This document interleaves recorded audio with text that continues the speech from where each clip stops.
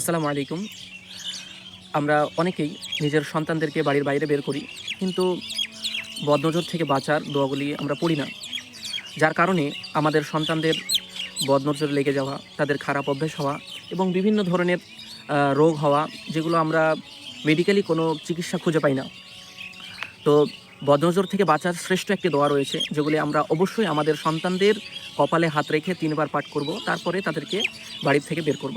দোয়াটি হচ্ছে আউযু বিকালিমাতিল্লাহিত তাম্মাহ মিন কুল্লি শাইতানিন ওয়া হাম্মাহ ওয়া মিন কুল্লি আইনিন লাম্মাহ। স্ক্রিনে দোয়াটি দেওয়া আছে, চাইলে আপনারা স্ক্রিনশট করে নিতে পারেন। দোয়াটির মানে হচ্ছে, আমি আল্লাহ তাআলার কাছে আশ্রয় চাইছি তার পরিপূর্ণ নামের দ্বারা, এবং আল্লাহ তাআলার কাছে আশ্রয় চাইছি শয়তানের অনিষ্ট থেকে, এবং তার কাছে আশ্রয় চাইছি খারাপ দৃষ্টি থেকে বা কুনজর থেকে।